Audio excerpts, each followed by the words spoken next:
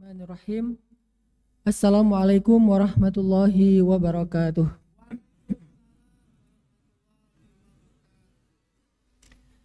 Alhamdulillahirabbil alamin. Alhamdulillahilladzi la yaruddu man sa'alah wa la yaqta'u man wasalah wa la yakilu man tawakkala alaih. Asyhadu an la ilaha illallah wahdahu la syarikalah wa asyhadu anna Muhammadan abduhu wa rasuluhu la nabiyya ba'dah. Radina billahi rabba wa bi Muhammadin nabiyya wa bil islami dina. Rabbi syrah li sadri wa yassir li amri wahlul 'uqdatan min lisani yafqahu qawli. Pertama-tama saya ingin mengucapkan terima kasih atas kesempatan hari ini, dan kita juga sama-sama berterima kasih atas fasilitas dan hospitality yang kita dapatkan hari ini dari ayah bunda, teman-teman pengurus masjid atau DKM Masjid Abdullah Permata Jingga. Jazakumullah khairal jaza. Kemudian juga dari adik-adik Switch yang sudah berinisiatif untuk membuat sebuah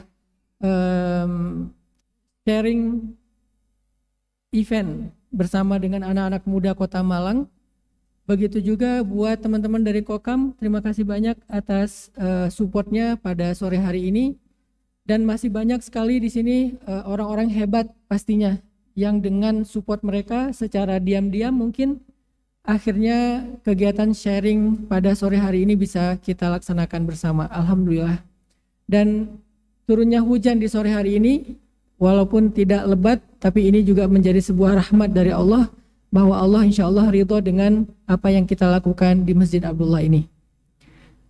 Kita bahas tentang tiga nasihat ya, tiga nasihat yang diajarkan oleh Rasulullah SAW, dan tiga nasihat ini bisa jadi modal kita dalam hidup. Tiga nasihat ini bisa jadi kunci untuk dapetin keajaiban dalam setiap masalah kita. Dan tiga nasihat ini juga menjadi nasihat buat saya pribadi, makanya saya seperti sedang menceramahi diri saya sendiri dan juga ingin berbagi dengan teman-teman di sini. Nasihat yang pertama adalah diambil dari kisah seorang laki-laki. Jadi dulu tuh di zaman Nabi ada seorang kakek. Ada seorang kakek datang kepada Nabi dalam keadaan wajahnya sangat sedih dan gelisah. Kemudian dia setelah selesai sholat asar duduk paling depan pas di hadapan Nabi SAW. Kemudian kakek ini nanya kepada Rasulullah. Cuman kalau di Indonesia nanya ini agak-agak gimana ya? Ntar malah dibilang kamu nanya. Kamu bertanya-tanya.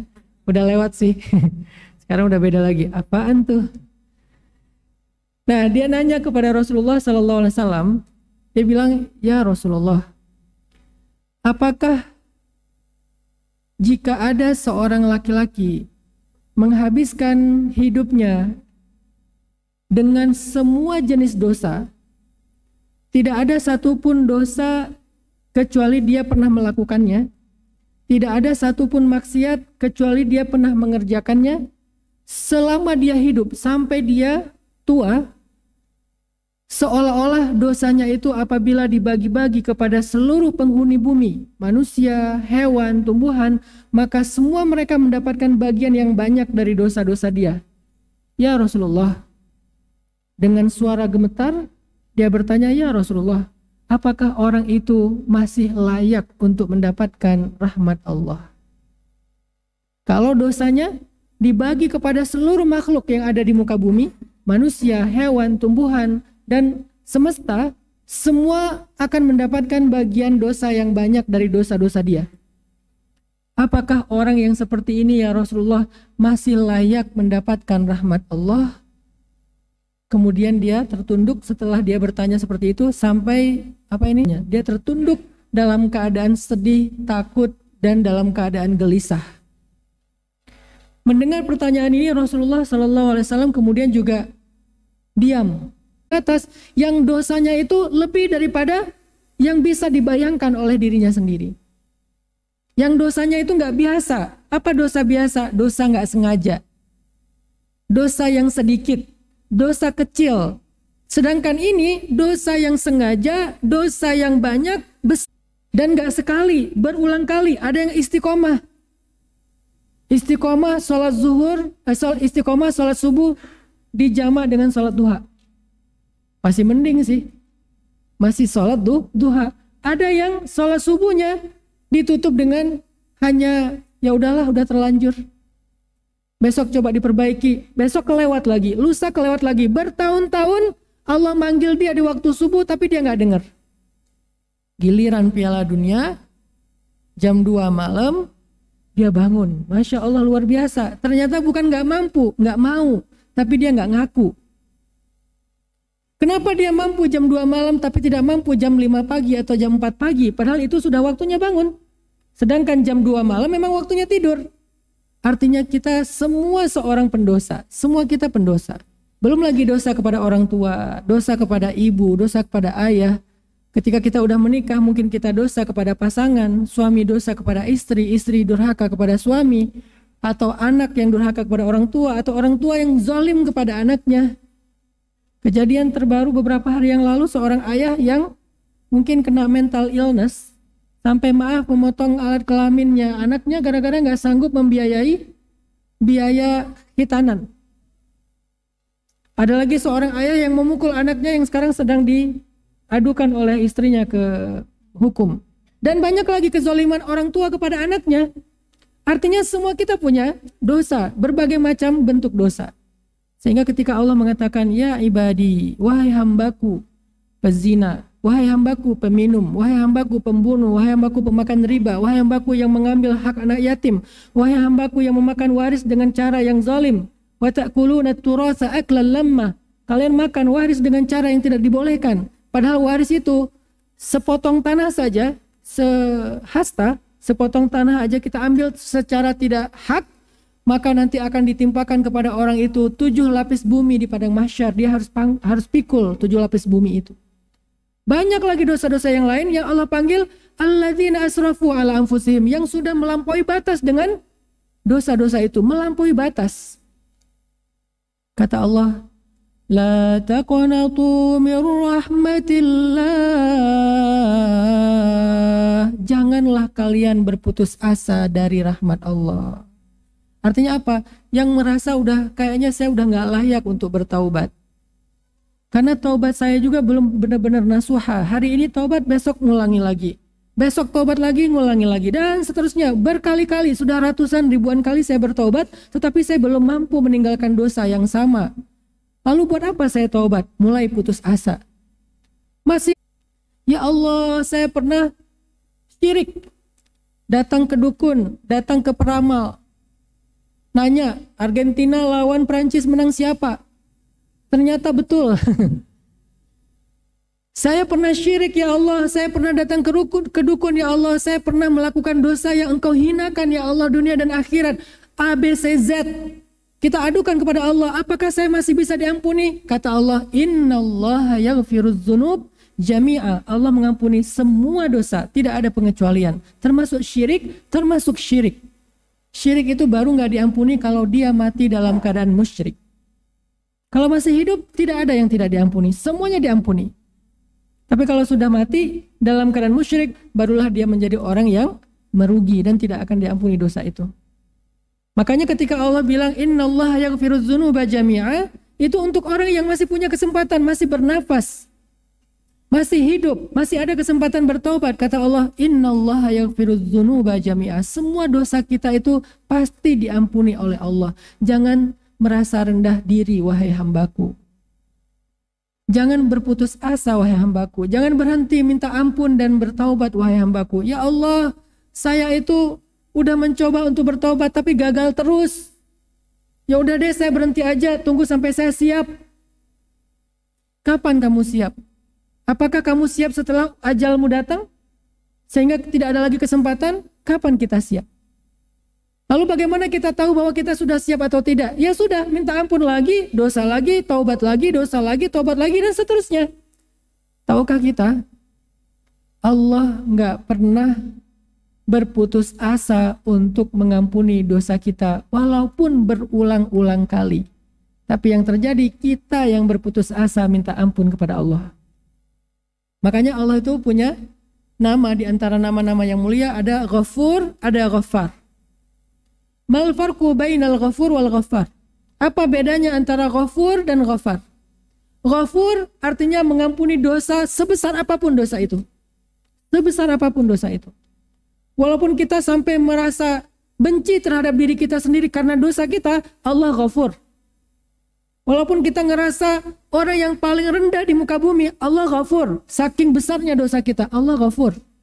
Ghafur artinya Allah maha mengampuni dosa sebesar apapun dosa itu. Sedangkan Ghaffar artinya Allah maha mengampuni dosa sebanyak dan sesering apapun dosa itu kita lakukan. Jadi jangan pernah berputus asa untuk meminta ampun kepada Allah, karena Allah sendiri nggak pernah berputus asa mengampuni kita. Hari ini bikin dosa nih. Lalu malamnya, ya Allah saya nyesel banget, hari ini kenapa saya masih melakukan dosa itu, maafkan saya ya Allah, saya pengen taubat, pengen lebih benar besok.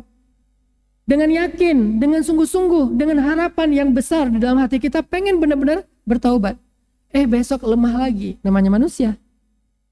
Malam itu udah kayak, wah semangat banget. Besok kegoda lagi, gara-gara temen, gara-gara lagi sendiri, gara-gara apa dan seterusnya, kegoda lagi nih. Bikin lagi dosa, malamnya ya Allah nangis-nangis minta ampun. Besok melakukan lagi, malamnya nangis lagi, siangnya lakukan lagi, malamnya nangis lagi. Setiap kali kita nangis, setiap kali itu juga Allah mengampuni, walaupun kemarin kita sudah mengulangi dosa-dosa yang sama. Sesungguhnya kata Allah, aku membuka pintu taubat dan pintu ampunan di malam hari untuk hambaku yang berdosa di siang hari. Aku buka pintu taubat dan ampunan di siang hari untuk hambaku yang berdosa di malam hari. Setiap hari Allah bukakan pintu taubat dan ampunan itu. Maka nasihat pertama kata para ulama untuk hidup dan menjemput keajaiban dalam hidup kita, jangan berputus asa dari rahmat Allah. Terutama dalam proses memperbaiki diri. Kayaknya proses taubat itu harus jadi daily life kita, daily activity kita, daily rutin kita. Apa daily rutin kita? Rutinitas kita itu adalah taubat. Rutinitas kita taubat. Jangan berpikir taubat itu adalah kegiatan setahun sekali pas Ramadan. Jangan berpikir taubat itu adalah kegiatan seumur hidup sekali pas haji atau umroh. Jangan berpikir taubat itu adalah kegiatan akhir hayat kita, antar aja pas sudah tua. Coba kita jadikan taubat, memperbaiki diri sebagai rutinitas kita setiap hari. Walaupun kita bertaubat dari dosa yang sama setiap harinya. Jadikan itu rutinitas kita. Dan itulah awal dari segala kebaikan kita. Makanya ulama pernah bilang gini, min awwalil khair anta turukasyar. Awal dari segala kebaikan hidup, tinggalkan dosa. Dan tinggalkan dosa itu salah satunya adalah dengan istighfar dan taubat setiap hari.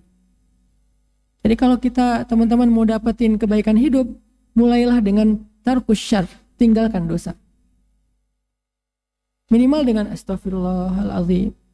Salah lagi astaghfirullahaladzim. Bisa sekali, bisa 1000 kali, bisa 10.000 kali. Pokoknya banyakin tinggalin dosa dengan istighfar. Banyakin tinggalin dosa dengan taubat. Banyakin tinggalin dosa dengan berusaha untuk ninggalin walaupun kadang gagal lagi. Itu awal dari khair. Dari banyak hal yang baik dalam hidup kita. Masalah rezeki, kebaikan keluarga, kebaikan jodoh, kebaikan karir, kebaikan kesehatan kita, kebaikan mental kita, kebaikan dalam apapun dari hidup kita. Awalnya tarkus syarr, meninggalkan dosa. Dan jangan berputus asa dalam proses meninggalkan dosa. Sehingga ketika Nabi membaca ayat ini, la taqnatu min rahmatillah, kemudian ditambah dengan ayat wa rahmati wasi'at kulla syai', dan rahmat Allah itu mencakup segala hal. Tiba-tiba laki-laki ini berdiri, dia angkat kedua tangannya, dia katakan Allahu Akbar, Allahu Akbar, Allahu Akbar. Sambil dia keluar dari masjid berjalan sambil takbir, kata para sahabat, kami masih mendengar suara takbirnya bahkan ketika dia sudah hilang dari penglihatan kami. Udah jauh masih kedengaran suara takbirnya, saking happy-nya laki-laki tersebut. Ternyata orang sebanyak dosanya dia, sehina dia, masih mendapatkan rahmat Allah Subhanahu wa ta'ala. Lalu kira-kira lebih banyak mana dengan dosa kita? Kayaknya lebih banyak dia deh kalau kita agak GR dikit. Soalnya kan dia bilang gak ada satupun dosa yang dia tidak lakukan. Kalau kita kan masih ada nih list-list dosa yang belum kita lakuin nih. Kayaknya saya belum deh yang ini. Bukan kebaikan tapi dosa. Artinya kita gak sehina dia teman-teman. Artinya kita gak separah dia. Ini orang emang parah banget sih. Parahnya parah banget. Tapi orang separah ini masih mendapatkan panggilan ya ibadi dari Allah. Lalu bagaimana dengan kita? Maka jangan berputus asa. Kita boleh merasa hina, tetapi jangan sampai membuat kita menghinakan diri sendiri dengan keputusasaan. Karena merasa hina, merasa rendah, merasa tidak ada apa-apanya di hadapan Allah, itu bentuk penghambaan diri. Bukan di hadapan manusia. Di hadapan Allah itu bentuk penghambaan diri. Namanya hamba memang harus merendah. Tetapi bukan berarti kita merendahkan diri sambil berputus asa. Jadi tips pertama atau nasihat pertama yang diajarkan Rasulullah SAW kepada kita dalam kisah laki-laki tadi adalah cobalah belajar untuk selalu berharap kepada Allah bahwa Allah itu maha pengampun, Allah itu maha penyayang.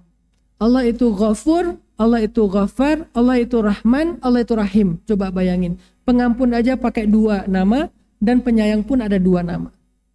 Ghafur, Ghaffar, Rahman, Rahim. Saking Allah tuh pengen ngasih kita harapan. Kalian pikir aku gak sayang sama kalian?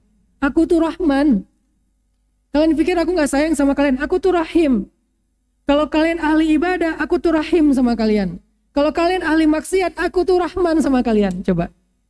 Alasan apa lagi kita merasa bahwa Allah gak sayang sama kita? Kalau kita udah beribadah kepada Allah, Allah itu Rahim sama kita. Kalau kita udah banyak berbuat dosa, Allah itu Rahman sama kita. Terus mau lari dari mana dari kasih sayang Allah? Gak bisa lari sebetulnya. Kecuali orang yang menutupi dirinya dari kebaikan Allah. Maka minta aja rahmannya Allah ketika kita banyak dosa. Lalu minta rahimnya Allah ketika kita sedang baik dalam ibadah. Kalau dosa kita besar, Allah Ghafur. Kalau kita dosa kita banyak, Allah Ghaffar. Mau gimana? Masih ada alasan untuk nggak bertaubat dan kembali kepada Allah? Nggak ada teman-teman. Allah selalu membuka pintu seluas-luasnya. Sedangkan kalau kemarahan Allah, itu kalimatnya tuh cuma 1.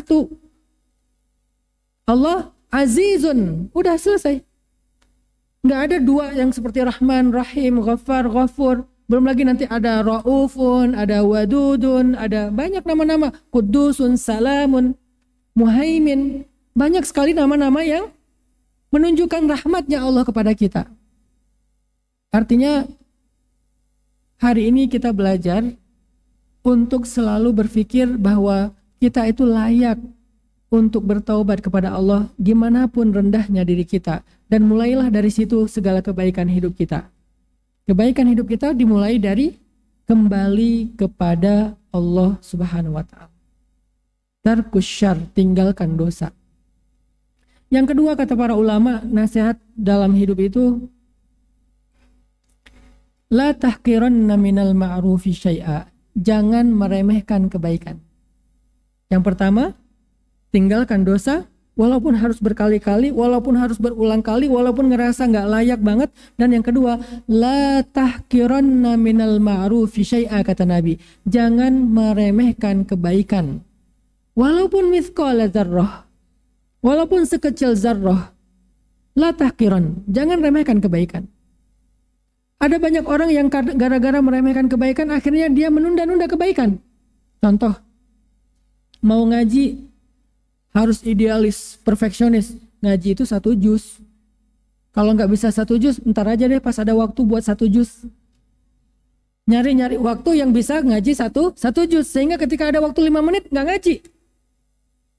Ada waktu misalnya 5 menit, atau ada waktu kosong sebentar, nggak mau sholat 2 rakaat. Pas lagi ngelamun, nggak mau zikir. Zikir kok cuma 10 kali. Nanggung, namanya zikir itu 1000 kali lah. Kalau 10 kali mah ya nanggung gitu, udah diam aja. Ini namanya orang yang meremehkan kebaikan. Padahal sekali kita berzikir, sebutlah misalnya zikirnya subhanallah wa bihamdi subhanallahil azim. Berapa detik? Cuman 2 detik. Bukan 1 menit. Lagi ngelamun nih 2 detik. subhanallah wa bihamdi subhanallahil azim. Udah selesai, segitu doang tuh. Apa makna atau fadilah keutamaan dari zikir ini? Kata Nabi, kalimatan khafifatan 'alal lisan, habibatan ilar rahman, thaqilatan fil mizan. Ada dua kalimat yang ringan sekali di lisan untuk diucapkan. Walaupun mungkin sebagian kita masih apa Ustaz tadi? Nggak hafal. Ya udah subhanallah deh, disingkat lagi.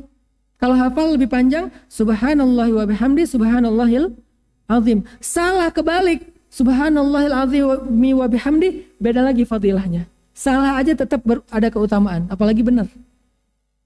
Salah aja tetap berpahala, apalagi benar. Karena dua-duanya benar sih. Cuman kan maksudnya tadi subhanallah wa bihamdi kebalik ya. Subhanallahil azimi wa bihamdi. Harusnya subhanallah wa bihamdi subhanallahil azim. Dua kalimat khafifatan 'alal lisan, sangat ringan di dalam lisan kita, gampang diucapin. Tapi tsaqilatan fil mizan, sangat berat di timbangan. Coba. Ketika nanti amal soleh kita ditimbang-timbang dengan dosa zahir, dengan dosa batin, dosa pikiran, dosa mata, itu tuh kita butuh banget amalan-amalan yang kita nggak sengaja tapi ngeberatin timbangan. Dan salah satu yang nggak sengaja tadi, artinya nggak sengaja gampang banget. Subhanallah wa bihamdi subhanallahil azim. Memberatkan timbangan. Selain memberatkan timbangan, habibatan ilar rahman. Allah suka banget, cinta banget dengan dua kalimat ini. Sehingga siapapun yang mengucapkan kalimat ini, Allah jatuh cinta kepada dia. Kayak kita dengan pasangan, bagi yang udah punya pasangan, bagi yang belum nanti aja deh. Kadang kita mengucapkan kalimat yang bikin rasa cintanya bertambah, betul? Belum tahu ya? Nanti akan ketahuan. Jadi ada kalau dalam pasangan itu dengan pasangan halal kita ya, ada kalimat-kalimat yang kalau kita ucapin dia makin cinta sama kita. Kalimatnya sederhana. Kamu kok makin cantik aja setiap hari. Segitu doang. Dan kalau kita ucapkan itu dengan mata berbinar-binar, jujur dari hati, bukan pura-pura, dia tuh bertambah cinta loh sama kita. Atau cewek ngomong ke suaminya dengan sebuah kalimat penghargaan apa, dia katakan suaminya itu laki-laki apa, kamu tuh laki-laki yang hebat, kamu laki-laki yang bertanggung jawab atau apapun, itu bertambah cinta. Dan begitulah Allah kepada hambanya. Ketika kita katakan subhanallah wa bihamdi subhanallahil azim, Allah makin cinta sama kita. Dan cintanya Allah itu adalah modal hidup banget teman-teman. Artinya la tahkiran, jangan remehin. Diam kita diganti dengan zikir sekedar subhanallah, diganti dengan zikir la ilaha illallah miftahul jannah. La ilaha illallah itu pembuka pintu surga. Atau sekedar kita kayak nge-repost sebuah konten yang baik, atau sekedar misalnya share sebuah konten yang baik, atau sekedar apapun. Misalnya hari ini ada pengajian di Masjid Abdullah, kita tahu tuh dari posternya, kita tahu dari teman kita, langsung kita forward lagi ke grup atau ke teman kita yang lain. Sesederhana itu, maka itu adalah sebuah kebaikan yang besar. La tahkiran, jangan remehkan. Makanya Nabi mengatakan, la tahkiranna minal ma'rufi syai'a. Ditambah lagi, walau antalqa akhaka biwajhin talik, walaupun cuman senyum doang. Senyum doang. Ayo senyum. Walaupun senyum doang, la tahkiran. Apa sih Ustadz, senyum aja dipaksa-paksa? Enggak, bukan maksa. Ini lagi simulasi nih. Walaupun cuman senyum, jangan remehin loh senyum itu. Kayak misalnya kita lagi di jalan ya, ada orang usil, ada orang yang mungkin nggak tertib, nggak disiplin di jalan, terus dia pula yang marah-marah. Kemarin ada yang viral, ibu-ibu naik mobil, di belakang ada ambulan, dia pula yang marah-marah. Nggak mau minggir, nggak halang-halangi ambulan udah menghindar, dia halangi lagi, dia buka kaca, dia marah-marah, nggak mau, pokoknya nggak mau. Artinya orang nggak ngerasain bahwa sekedar minggir dikit, sekedar dia ngalah sedetik aja. Apalagi untuk ambulan, nggak usah untuk ambulan, ngalah untuk orang lain yang kadang-kadang buru-buru ngeklakson kita, siapa tahu dia lagi pengen ke toilet. Siapa tahu dia emang buru-buru karena anaknya lagi sakit di rumah. Siapa tahu banyak. Iltamis li akhika alfa uzrin, berikan kepada saudaramu 1000 alasan. Kata ulama, iltamis li akhika alfa uzrin, cari untuk saudaramu 1000 alasan. Oh mungkin. Kalau nggak sanggup, ya udah deh, pasti ada, cuman saya nggak tahu. Artinya dengan sekedar ngalah sedikit di jalan, atau kalau ada yang orang usil sama kita, kita buka kaca, kita senyumin, itu langsung berubah loh. Karena senyum itu kan nular ya. Senyum itu nular. Nular kemana? Nular ke hatinya. Yang tadinya dia mau marah, pas ngeliat kita senyum, gak jadi marah. Senyum itu kayak air. Ketika ada orang yang marah, disiram langsung adem. Ya minimal kita belajar itu dari orang terdekat kita, dengan pasangan kita. Udah mau melotot, kita senyumin, gak jadi melotot. Udah mau banting piring, kita senyumin, dihidangin. Udah tadi mau banting pintu, disenyumin, malah bukain pintu, dan seterusnya. Intinya, walau antal ko akhaka biwajhin tolik. Tapi bukan berarti senyumnya bebas kemana aja ya. Senyumin mantan, apa, enggak juga sih. Itu senyum syubhat. Walaupun senyumnya pakai emoticon. La tahkiran loh. Ini kalau saya terjemahin hadis ini dalam konteks sosial media. Janganlah kalian meremehkan kebaikan walaupun sekedar satu emoticon. Kan terjemahan mu'asarah, terjemahan kontemporer ya. Sekarang kan senyum gak harus langsung ketemu orangnya, fit call segala macam kan, bisa senyum emoticon. Janganlah kalian meremehkan kebaikan walaupun cuma ngasih titik-titik-titik di akhir teks. Karena tanpa titik-titik-titik, nada orang membacanya beda. Janganlah kalian meremehkan kebaikan walaupun harus mengganti huruf kapital dengan huruf kecil. Yang tadinya ya, I-Y-A. Kan beda dengan iya, titik-titik-titik ya. La tahkiran, jangan remehin loh. Tapi juga jangan menganggap bahwa itu sesuatu yang berharga akhirnya diumbar kemana-mana. Hati-hati juga, karena emoticon, cara ngeteks, itu juga bisa menjadi fitnah. Iya jadi iya CH. Udah gitu pakai emoticon apa please, emoticon little love atau big hug atau apa dan seterusnya. Nggak sembarangan juga. Tetapi emoticon itu berpengaruh loh. Kalau istri saya lagi ngambek, saya biasanya kan kalau lagi ngambek itu males buka WA ya. Kita ngeliat kan dia lagi online nih, wah lagi online nih, buru-buru ngetik, typing, ngirim. Pas ngirim biasanya nggak dibuka. Cara udah dipancing sih di awalnya di atas, dia nggak ngebuka itu bukan suuzon, dia takutnya kita masih marah, sehingga dia nggak buka. Supaya dibuka di atas itu kalimat pertamanya emoticon duluan, senyum kayak nyengir kayak guling-guling kayak gitu. Oh nggak dibaca juga, akhirnya pakai kalimat yang bikin dia penasaran. Tahu nggak? Titik-titik-titik. Cewek kan paling susah kalau udah penasaran ya. Tahu nggak titik-titik-titik? Itu dibuka itu. Langsung diklik. Walaupun nanti dia bilang nggak sengaja kok keklik. Artinya jangan remehin loh kebaikan-kebaikan kayak gitu. Senyum doang, ucapan yang baik. Kadang-kadang kita tuh kayak susah banget mau memuji orang. Selama pujian kita nggak berlebihan ya. Kita tuh kayak susah banget memuji orang. Walaupun kita sendiri ngerasain senang kalau dipuji. Kenapa kita nggak menyenangkan orang lain dengan pujian, dengan ucapan, dengan ekspresi? Bukankah kata Nabi amalan yang paling Allah suka itu adalah sururun tudkhiluhu fi qalbi mu'min, membahagiakan orang lain? Ya, Nabi membahagiakan Sayyidah Aisyah dengan mengatakan ya Humaira, wahai cewek yang pink. Karena Humaira itu artinya pink. Bahasa orang yang lebih senior kemerah-merahan. Wahai perempuan yang wajahnya pink, saking putihnya dan saking cantiknya, sehingga Aisyah makin pink, karena ngerasa malu.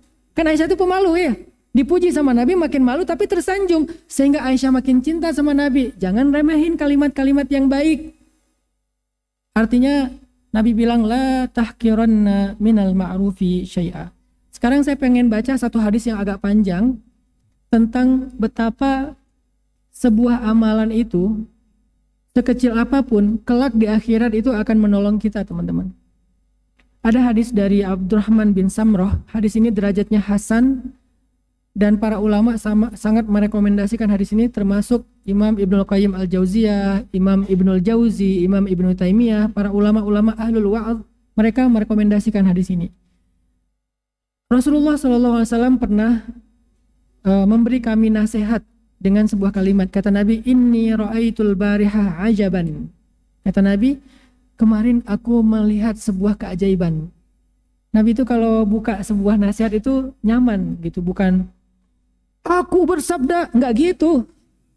Nabi itu nggak galak ya, by the way ya. Jadi Nabi itu nggak galak. Kalau kita baca hadis Nabi dengan nada galak, kayaknya kita kurang kurang ada missing link dalam membaca hadis. Karena Nabi itu nggak galak. Kadang-kadang kita tuh udah ngumpulin hadis-hadis untuk menjudge orang lain. Suami ngumpulin hadis tentang istri ngumpulin hadis tentang suami. Sehingga ketika istrinya salah, "Mah, Rasulullah bersabda." Padahal Nabi aja nggak kayak gitu ke Aisyah. "Aku bersabda." Enggak. Padahal Nabi pemilik hadis loh. Kita yang bukan pemilik hadis pakai-pakai. Nabi kalau Aisyah lagi ngambek, istrinya lagi ngambek, nggak pakai hadis, pakai akhlak. Nabi menghadapi mereka dengan akhlak. Nanti kalau udah nyaman baru dinasihati dengan hadis. Kalau kita nggak pakai akhlak, pakai nada tinggi, pakai kalimat hadis, udah gitu nyontek lagi. "Bentar mah, tadi di mana nyimpannya?" Nabi bilang, "Inni ra'aitul barihah ajaban." Sesungguhnya kemarin aku melihat sebuah keajaiban. Kalau Nabi bilang keajaiban itu benar-benar ajaib. Kalau kita kadang-kadang terlalu norak ya, hal biasa sepele bilang ajaib. Nabi kalau bilang keajaiban, ajaib banget. Apa yang ajaib? Nabi itu kan diberikan oleh Allah kemampuan melihat tentang sesuatu yang tertutup hijab. Misalnya melihat surga, melihat neraka, melihat kejadian hari kiamat, melihat masa depan, itu ditampakkan kepada Nabi, sehingga Nabi melihatnya seperti kita ngelihat nonton Avatar 3D. Mungkin lebih dari itu, pastinya lebih daripada itu. Kok ngomong Avatar Ustaz? Ya biar lebih kebayang ya. Artinya Nabi itu punya teknologi yang Allah berikan lebih dahsyat daripada 3D. Benar-benar ngerasain. Kalau Avatar 3D itu kan kayak diciprat-cipratin air seolah-olah kita kayak lagi di laut gitu kan. Tapi kan itu airnya nggak real gitu, cuman air yang dicipratin pakai shower apa gitu mungkin. Tapi kalau Nabi ngerasain surga itu benar-benar ngerasain, bukan sebuah simulasi doang. Nah, Nabi bilang, "Aku melihat sesuatu yang sangat ajaib tentang hari kiamat." Lalu para sahabat bertanya, "Apa itu ya Rasulullah? Kabarkan kepada kami." Penasaran para sahabat itu. Kata Nabi, "Ra'aitu rajulan min ummati atahu malakul maut liyaqbidha ruhahu faja'ahu birruhu biwalidayh faradda malakal maut anhu." Aku melihat seorang laki-laki di antara umatku, datang kepadanya malaikat kematian untuk mencabut ruhnya, maka kemudian baktinya kepada orang tua mendatanginya, kemudian membuat malaikat itu menjauh darinya. Artinya birrul walidain, bakti kita kepada orang tua kita, menurut hadis ini akan memanjangkan usia kita. Memanjangkan usia di sini bukan berarti takdir berubah ya, tapi artinya Allah memberikan keberkahan dalam usia. Bisa benar-benar dipanjangkan, Allahu alam, kita nggak berani menafsirkan terlalu berlebihan. Bisa dipanjangkan, ditambah umurnya, bisa ditambah keberkahan umurnya. Yang jelas, birrul walidain, berbuat baik kepada orang tua, menyelamatkan seseorang laki-laki min malakil maut, dari malaikat pencabut nyawa. Yang kedua kata Nabi, "Ra'aitu rajulan min ummati qad ihtawasyathu syayatin faja'a dzikrullahi faradda syayatin anhu." Aku melihat ada laki-laki di antara umatku yang dikelilingi oleh syaitan. Dikelilingi syaitan ini banyak bentuknya. Bisa digoda, bisa diganggu, bisa ingin dicelakai. Kalau ingin dicelakai misalnya kayak santet, kayak guna-guna. Kalau sekedar diganggu mungkin membuat dia ngerasa nggak nyaman, membuat dia gelisah. Kalau digoda mungkin membuat dia pengen berbuat dosa, membuat dia nggak khusyuk dalam sholat. Tawasyathu syayatin, artinya dia dikelilingi sama syaitan, banyak setannya. Kemudian ja'a zikrullah, datanglah zikir kepada Allah. Ketika dia sering berzikir, maka amalan zikir itu membuat syaitan itu lari darinya. Artinya apa teman-teman? Zikir itu adalah perisai kita dari syaitan. Makanya kenapa Nabi mengajarkan sebelum tidur disuruh zikir dulu. Subhanallah 33 kali, Alhamdulillah 33 kali, Allahu Akbar 34 kali, kemudian baca ayat kursi, kemudian membaca doa tidur. Kenapa? Supaya tarat syayatin anhu, setan itu terbang berhamburan keluar jauh dari dia.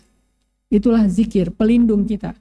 Dan zikir itu banyak, mulai dari doa safar, doa naik kendaraan, masuk ke rumah, keluar rumah, dan seterusnya. Kalau nggak banyak yang kita hafal, minimal bismillah. Bismillahi tawakkaltu 'alallah. A'udzubillahi minasyaitonirrajim. Alhamdulillahirabbil alamin. Kalau udah selesai, zikir. Kemudian Nabi bersabda lagi, ra'aitu rajulan min ummati qad ihtawasyathu malaikatul azab faja'athu salatuhu fastanqadhathu min aidihim. Aku melihat ada di antara umatku yang dikelilingi oleh malaikat azab. Malaikat azab ini banyak. Salah satunya adalah malaikat yang datang untuk memberinya musibah besar. Dikelilingi malaikat azab. Ada azab musibah tentang rezeki, ada musibah tentang kesehatan, ada musibah tentang keluarga, ada musibah tentang karir. Banyak malaikat yang datang untuk memberinya musibah ataupun bencana. Kenapa? Karena dosa-dosanya. Faja'athu salatuhu, maka salatnya datang lalu menjadikan dia selamat dari malaikat-malaikat pembawa bencana. Salatnya menyelamatkan dia dari bencana. Ra'aitu rajulan min ummati atsyan kullama dana min haudin muni'a wa turida faja'ahu siyamuhu syahri Ramadan fa asqahu wa rawah. Aku melihat umatku ada yang kehausan di padang mahsyar, haus sehaus-hausnya. Rasa haus yang belum pernah dia rasakan semasa hidupnya di dunia. Maka datanglah puasa Ramadannya memberi dia minum dan membuat hilang dahaganya. Ternyata puasa Ramadan menyelamatkan seseorang dari haus yang luar biasa di padang mahsyar. Ra'aitu rajulan min ummati wa ra'aitun nabiyyin julusan hilakon kullama dana ila halaqatin turida wa muni'a faja'ahu ghusluhu minal janabah fa akhadha biyadihi fa aq'adahu ila jambi. Apa artinya? Aku melihat ada umatku yang di padang mahsyar, dia melihat para nabi itu berkumpul dalam halakoh-halakoh yang banyak, kelompok-kelompok yang banyak. Kemudian dia ingin mendapatkan kebaikan dari kelompok itu, pengen dapat syafaat dari para nabi itu, dia datang ke satu kelompok, dia diusir. Dia pindah lagi ke kelompok yang lain, dia diusir lagi. Dia pindah lagi ke kelompok yang lain, dia diusir lagi. Sampai kemudian mandi janabah, saking sederhananya kita pikir mandi janabah hanya kewajiban, ternyata juga ibadah. Mandi janabahnya datang menyelamatkannya sehingga dia diundang untuk duduk di dalam kelompok yang ada di situ Rasulullah SAW, dapat syafaat Nabi. Ternyata fadilah dari mandi janabah mendapatkan syafaat Nabi. Ketika nabi-nabi lain mengusirnya, maka dia mendapatkan syafaat dari Nabi yang paling mulia, Sayyidul Anbiya, Nabi Muhammad SAW. Ra'aitu rajulan min ummati min baini yadayhi zulmah wa min khalfihi zulmah wa an yaminihi zulmah wa an yasarihi zulmah wa min fawqihi zulmah wa huwa mutahayyar fiha faja'ahu hajjuhu wa umratuhu fastakhrajahu min az-zulmah wa adkhalahu fin nur. Aku melihat umatku di tengah-tengah kegelapan. Di hadapannya kegelapan, di belakangnya kegelapan, di kanannya kegelapan, di kirinya kegelapan, di atasnya kegelapan, di bawahnya kegelapan. Dia diliputi kegelapan yang luar biasa sehingga dia bahkan tidak bisa melihat jarinya sendiri. Maka datanglah hajinya dan umrohnya mengeluarkan kegelapan darinya, dia dari kegelapan dan membawanya kepada kebenderangan cahaya. Haji dan umroh. Bagaimana dengan kita Ustadz yang belum bisa haji dan umroh? Haji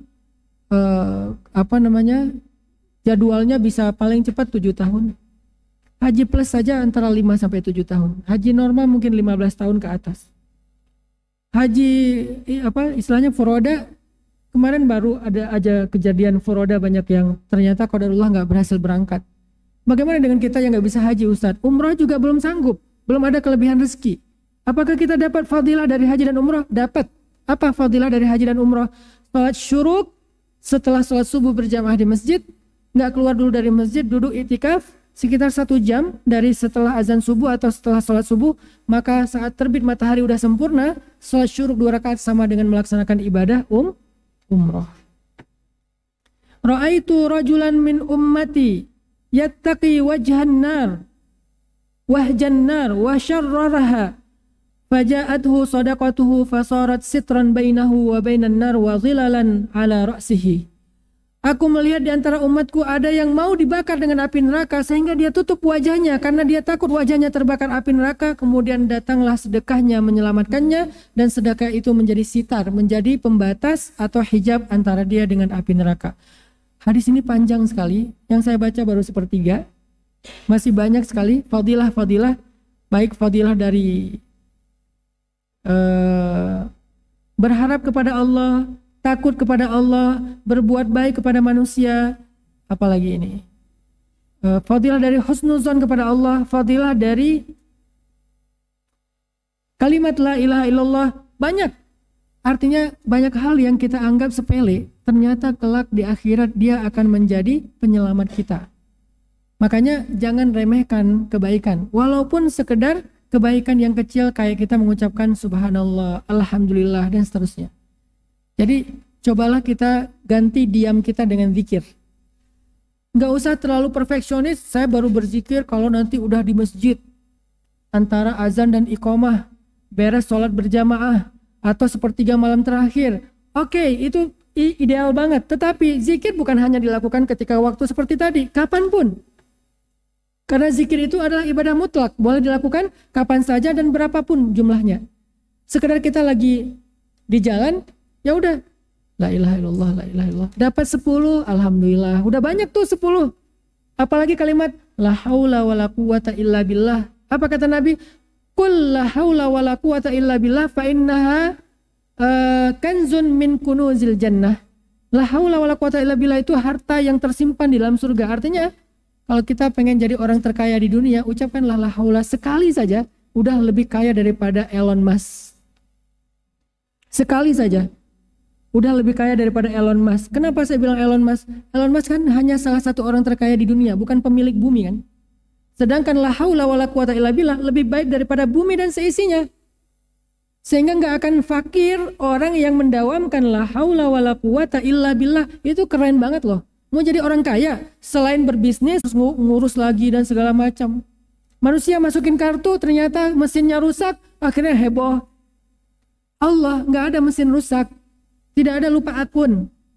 Tapi juga rahasianya tidak terbongkar ke siapapun. Mudah tetapi sangat safety. Biarkan Allah yang menyimpan harta kita. Kadang-kadang kita gini ya, kalau nggak kita lihat secara fisik, kita nggak percaya. Kalau kita nggak ngelihat secara fisik, kita nggak percaya. Padahal yang kita lihat juga, yang kita simpan di beberapa tempat itu juga nggak ngelihat fisiknya kan, cuma ngelihat angka doang kan. Kita pakai aplikasi, oh uang saya sekarang sekian. Ngelihat nggak uang sebanyak itu? Sebutlah 1 miliar. 1 miliar kan beberapa koper atau 1 koper. Ngelihat nggak uang 1 koper? Enggak, cuma ngelihat angka 1 miliar. Tapi kok tenang? Percaya sama lembaga tersebut, gitu ya? Kenapa ketika Allah bilang bahwa sedekah itu 700 kali lipat? Artinya kalau kita kasih 1 rupiah, kita dapat 700 rupiah. Kita kasih 1000, kita dapat 700.000. Kita kasih 1 juta, dapat 700 juta. Kita nggak percaya bahwa itu ada. Padahal itu disimpan di langit dan Allah itu punya lauhun mahfuz, buku catatan yang sangat rahasia dan terjaga. Nggak ada yang bisa mengcrack itu, nggak ada yang bisa menembus itu. Ini masalah iman. Tapi gimana cara ngambilnya Ustadz? Cara mencairkannya gimana? Kalau yang di bumi kan gampang, tinggal gesek, belanja di mall gesek. Lebih gampang lagi, tinggal gini.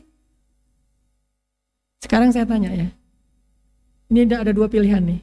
Pilihan yang pertama, teman-teman, kita dikasih uang 1 miliar, nggak usah 1 miliar deh. Kita dikasih uang 20 juta. Kita dikasih uang 20 juta rupiah. Alhamdulillah, dagangan laku, dapat uang 20 juta rupiah. Kemudian kita sakit, lalu biaya berobatnya 20 juta. Sehingga kita bisa berobat di rumah sakit dengan kamar yang VIP. Sendiri ada sofa bednya, sehingga keluarga kita bisa nungguin kita di rumah sakit nyaman sambil nonton, sambil sekalian reuni keluarga lah. Biasanya kalau ada yang sakit kan suka reuni keluarga tuh, datang sepupu, datang paman, datang siapa-siapa, akhirnya reunilah di rumah sakit. Seru kan? Ya maksudnya seru reuninya, bukan seru sakitnya. Dan kita merasa alhamdulillah ya, kalau ada rezeki tuh enak ya, sakit juga. Kalau ada uang sakit juga enak. Tinggal di rumah sakit, kelasnya VIP, dokter yang datangnya juga dokter ahli. Dokter ahli itu kalau lagi visit beda sama perawat-perawat yang mungkin masih magang. Kalau dokter yang ahli yang visitnya itu, Bapak gimana? Oh nggak apa-apa, ini mah biasa. Padahal udah parah banget. Karena beliau tahu memotivasi pasien dan seterusnya. Nyaman gitu diskusinya. Dok, ini gimana dok? Oh ya ini dijelasin dengan sabar. Sehingga kita berpikir, iya ya uang tuh penting ya. Kalau saya nggak punya uang, Nggak bisa saya dapat pelayanan kayak gini di rumah sakit. Oke, itu pilihan pertama ya. Pilihan yang kedua, kita nggak dapat proyek 20 juta, tapi kita nggak sakit.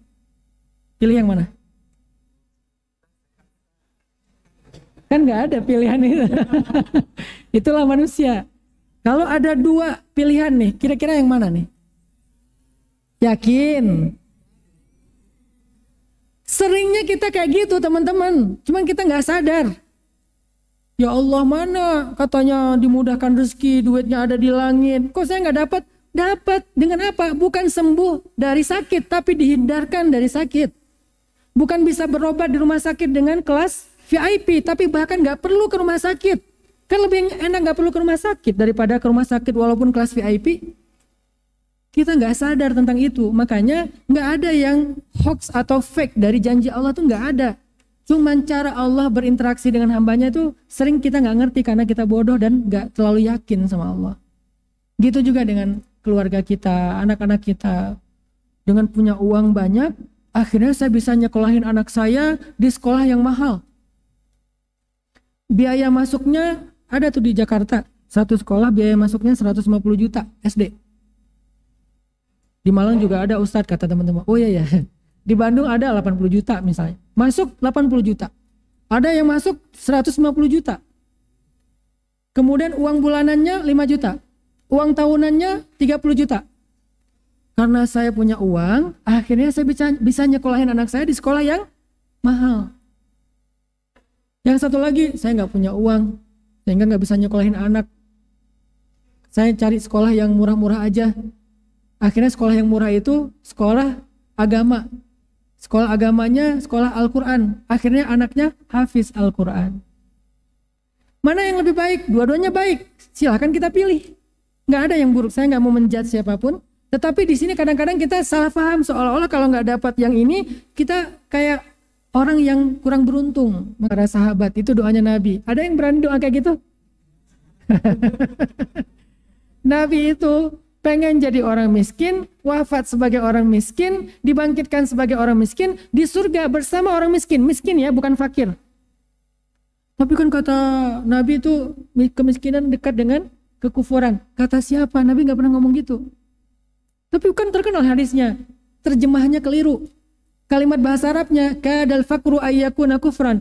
Hampir-hampir kefakiran membuat orang kufur. Bukan kemiskinan, kefakiran. Apa beda miskin dengan fakir? Miskin adalah tentang kondisi ekonomi, finansial, hartanya pas-pasan. Fakir tentang masalah mental. Bisa jadi orang kaya lebih fakir daripada orang miskin. Ketika dia selalu merasa kurang.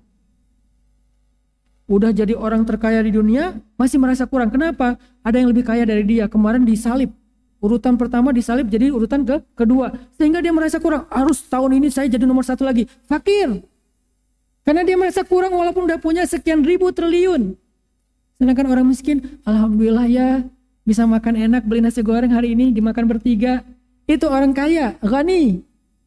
Tetapi finansialnya miskin. Tetapi mentalnya ghaniyun. Orang yang merasa cukup. Jadi nggak ada kata orang miskin dekat kepada kekufuran, itu nggak ada. Itu hadis yang salah diterjemahkan di Indonesia. Terjemahan yang lebih tepat adalah hampir saja kefakiran menjadikan seseorang itu kufur. Makanya Nabi berdoa, ya Allah, aku berlindung kepadamu dari fakro, dari kefakiran. Tidak pernah Nabi berdoa, ya Allah, aku berlindung kepadamu dari kemiskinan. Nggak pernah Nabi berdoa gitu. Terus Ustaz berdoa minta jadi orang miskin. Enggak juga sih, sama kita. Iman kita belum sekeren Nabi dan sahabat. Abdurrahman bin Auf itu nangis gara-gara jadi orang kaya. Aneh kan? Kita nangis karena pengen jadi orang kaya. Dia nangis gara-gara kok saya kaya sih. Ini gimana cara biar miskin? Sedekah, habisin. Nambah lagi. Kan makin sedekah makin nambah. Salah caranya, kok malah sedekah. Makin sedekah makin nambah. Terus caranya gimana? Cara haram gak mau. Cara halal ya sedekah. Sedekah lagi yang banyak. Sekali sedekah itu 100 ekor onta. Kali sedekah itu satu kafilah dagang, ngasih, makin ditambah sama Allah, sehingga nangis, ya Allah kok nggak habis-habis sih harta saya. Wah ini nih nggak habis pikir saya tuh. Lagi buka puasa, istrinya ngidangin banyak makanan, lihat makanan yang banyak malah nangis. Kalau kita ngelihat meja nangis karena kok nggak ada makanan kesukaan saya. ada kolak, ada opor, ada segala macam. Abdurrahman kata istrinya, wahai suamiku, ada salah apa? Apa ada yang kurang dari masakan aku? Enggak, aku nangis makanannya kok banyak banget. Masya Allah. Artinya ini kenapa jadi ngebahas bab ini ya? Tadi apa sih?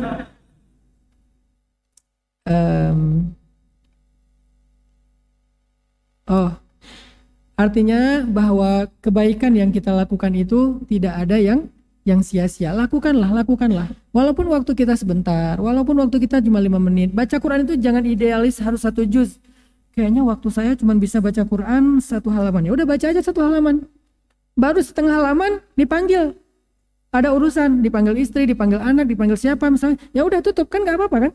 Nggak dosa kan kita menutup bacaan Al-Quran selama dengan adab-adab yang baik.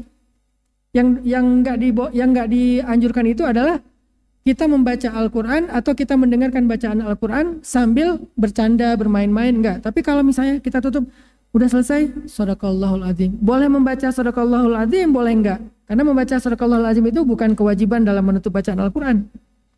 Shadaqallahul Azim. Loh kok baca lagi sih, kan udah Shadaqallah. Siapa bilang Shadaqallah itu sebagai penutup? Shadaqallah itu adalah dalam bahasa membaca Al-Quran itu disebut dengan tajawub. Tajawub itu respon. Apa arti respon? Kalau Allah berfirman kita bilang benar tuh, benar tuh. Itu tuh arti dari Shadaqallah. Shadaqallah itu like. Kalau di sosial media Shadaqallah itu like. Shadaqallah itu repost. Jadi kalau kita baca Alif Lam Mim, Shadaqallahul Azim. Dzalikal kitabu la raiba fihi hudal lil muttaqin. Barakallahu azim. Boleh nggak kayak gitu? Boleh, aneh aja. Tapi itu boleh. Aneh itu gara-gara kebiasaan kita. Jadi kalau kita dengar ada teman kita ngaji nih, dia baca Tabarakalladzi biyadihil mulku wa huwa ala kulli syai'in qadir. Kita dengar Shadaqallahul Azim.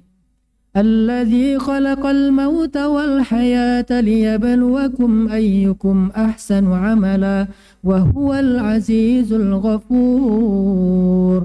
Shadaqallahul Azim. Alladzi khalaqa sab'a samawatin tibaqa. Shadaqallahul Azim. Boleh, malah bagus. Cuman teman kita juga harus pengertian. Kalau dia nggak ngerti, lo apaan sih, lu nggak senang dengan gua ngaji nih? Nyindir-nyindir aja, Shadaqallah baru juga mulai. Dia nggak ngerti. Kita tuh nggak nyindir dia, kita nggak bilang udahan dong dengan bahasa Shadaqallahul Azim. Atau kalau di ceramah khutbah Jumat itu kan sindiran dari jemaah itu apa? Amin. Itu berarti khatib harus sudah menutup khutbahnya itu. Kalau nggak bentar lagi rusuh. Amin, pojok sana. Amin, pojok sana. Demikianlah jemaah sekalian. Kalau ngaji, Shadaqallahul Azim. Itu bukan berarti suruh nutup. Dia lagi membenarkan apa yang dia dengar. Benar tuh, maha benar Allah, maha benar Allah. Itu malah bagus. Jadi nggak apa-apa kita tutup. Misalnya mau baca tadinya 1 halaman, cuma dapat 2 ayat, nggak apa-apa. Kita bisa tutup dengan Shadaqallahul Azim, bisa Shadaqallahul Azim dalam hati. Yang penting kita tutup, letakkan Quran di tempat yang mulia. Udah, kita kegiatan yang lainnya nggak masalah banget. Dan 1 huruf bernilai 10 kebaikan. Ketika kita hanya bisa membaca 1 ayat yang 1 baris, ada berapa puluh huruf di situ kali 10. Daripada kita diam, kayaknya tanggung nggak baca Quran jam segini ya. Entar lagi juga mau makan. Kenapa tanggung? Tanggung karena kita tahqiranna minal ma'rufi syai'a. Kita meremehkan kebaikan, makanya nanggung. Kagok ya, lagi banyak-banyaknya dosa tiba-tiba taubat. Lagi enak nih. Nanti aja deh Ramadan taubat. Nggak ada yang nanggung. Kebaikan itu nggak ada yang nanggung. Walaupun kita cuma bisa melakukan setengahnya, walaupun melakukan 1/10-nya, walaupun melakukan sebagian kecilnya saja. Faman ya'mal mithqala dzarratin khairan yarah. Jadi nasihat kedua, kalau kita mau hidup kita penuh dengan kebaikan, keberkahan, bahkan keajaiban, jangan remehkan kebaikan, walaupun 1 yang kecil saja. Lagi duduk, subhanallah. Kalau bisa saya ngajak anak muda punya salah satu outfit baru, ataupun mungkin penampilan baru sekarang anak-anak muda terutama yang cowok, cewek juga nggak masalah. Kemana-mana kalian bawa ini deh. Emang boleh Ustadz pakai tasbih? Nggak pakai tasbih, pakai jari boleh, pakai tasbih boleh, pakai ceker juga boleh. Itu hanya media. Yang penting zikirnya. Jangan sampai tasbihnya udah gede-gede, nggak zikir. Cekernya udah dihias-hias, pink gitu kan. Ada warna-warni, bling-bling-bling, tapi nggak pernah angkanya 0. Yang penting adalah zikirnya. Boleh yang nyaman kayak gini, boleh. Yang nyaman kayak gini juga boleh. Saya pakai tiga-tiganya. Kalau yang zikir habis sholat, saya pakai jari. Tapi kalau yang sehari-hari biar, kadang-kadang kalau gini kan tiba-tiba kepegang apa lupa ya. Nah kalau kayak gini kan ada semacam sugestinya. Oh ya saya lagi zikir ya. Kalau yang ceker itu bikin kita termotivasi untuk lebih banyak. Wah 2.000. 10.000 gitu kan. Itu motivasi. Jadi saya ngajak nih anak muda, kalian koleksi deh benda ini. Kita udah mengkoleksi benda ini, kita mengkoleksi benda-benda macam-macam yang sebetulnya hanya entertain, atau kalau ada kebutuhan pun ini juga kebutuhan yang dahsyat. Jangan remehkan benda ini. Sehingga kalian kemana-mana jadikan ini kayak misalnya kalian taruh di tangan kalian boleh, kalian pegang kayak gini juga boleh. Sama satu lagi ceker. Ceker taruh di tas kalian atau di mana, beli ceker harganya cuma 2.500 di marketplace. Murah banget. Kalau buat cewek-cewek biar agak fashionable dikit, cari yang bling-bling yang warna pink atau warna kesukaan kalian nggak apa-apa, pakai di sini. Jangan hanya pakai cincin, pakai ceker sebagai cincin. Dan kalau udah make itu biasanya lebih banyak zikirnya dibandingkan nggak make. Kalau saya nggak pakai ini nih, zikirnya tunggu sholat. Tapi kalau pakai ini begitu nganggur, buka. Kalau yang ini agak ribet ya bukanya. Wah, sambil diam sambil gitu kan. Kalau pakai ceker udah dipakai di jari, pas lagi nganggur dikit tinggal muter, tek tek tek tek tek tek tek. 700. Masya Allah. Padahal cuma 5 menit. Coba bayangin kita ngucapin la ilaha illallah. Saya pernah ngitung la ilaha illallah itu 1000, itu kurang dari 10 menit. 1000. La ilaha illallah. Lagi di pesawat kemarin saya di Banjarmasin ya. Pesawatnya udah mau landing, tinggal sekitar 15 meter dari landasan, naik lagi gara-gara angin kenceng. Ke bawah angin, terus kayaknya pilotnya bilang nih nggak safety banget untuk landing, naik lagi. Akhirnya kita holding di udara sekitar 1 jam. Hikmah yang saya dapatkan apa? Gara-gara itu jadi banyak zikirnya. Turbulence, di belakang ada yang baca Yasin. Yasin wal Qur'anil Hakim. Saya bilang jangan Yasin dong. Kenapa? Yasin itu memudahkan kematian. Kan kalau kalian susah sakaratul maut, bacalah Yasin supaya sakaratul mautnya jangan Yasin dulu, belum. Mending Al-Muluk kayak Ar-Rahman kayak ayat kursi kayak gitu ya. Yasin kalau benar-benar lagi naza sakaratul maut, baca Yasin memudahkan sakaratul maut. Ini belum apa-apa udah Yasin aja tuh di belakang. Yasin wal Qur'anil Hakim. Aduh ibu teh Jadi gara-gara holding 1 jam, ya udah alhamdulillah dapat berapa ribu zikir. Ya zikir yang gara-gara takut, ya nggak apa-apa, apapun alasannya, yang penting zikir. Jadi saya ngajak anak muda nih, hal yang take to actionnya, call to actionnya adalah, coba kalian pakai ini, kalian pakai ceker, jadikan itu sebagai koleksi kalian, taruh di tas, taruh di jari, taruh di tangan, nggak apa-apa, bebas aja stylenya kayak gimana, yang penting itu harus lekat dengan kehidupan daily life kita. Selain Al-Quran ya, kalau Al-Quran mungkin udah ada di aplikasi, walaupun Al-Quran di aplikasi sering bikin kita kedistraksi. Lagi enak-enak ngaji, tiba-tiba di atas ada yang Assalamualaikum, titik. Gimana nih? Lagi enak-enak tahajud, udah bangun belum? Udah mau selesai witir? Dia bilang udah bangun belum misalnya, kan kedistract ya. Jadi mending ya kalau bisa mushaf ya mushaf. Tapi buat yang akhwat, yang cewek, kayaknya kalau mushaf ada keterbatasan. Kenapa? Nggak boleh megang mushaf murni ketika lagi haid. Tapi kalau mushaf yang nyampur boleh. Mushaf nyampur itu gimana? Mushaf yang ada terjemahannya. Itu bukan mushaf. Itu sama dengan buku tafsir. Boleh nggak kita pegang buku tafsir sedang haid? Boleh, karena itu buku tafsir. Walaupun ada ayatnya. Tapi dia nggak 100% ayat. Beda sama mushaf yang memang murni Al-Quran, nggak ada terjemahan. Itu namanya mushaf. Nggak boleh pegang mushaf menurut mazhab Syafi'i kalau lagi haid. Jadi gimana di sini? Ada Quran di pikiran. Ya, dia hafal Quran. Lo jangan ke toilet. Kenapa? Lo kan hafiz. Kasihan atau dia gimana tuh kalau kebelet? Saya kan hafiz, saya nggak boleh masuk toilet, saya suci. Weh, sombong banget ya. Al-Quran itu di dalam ingatannya.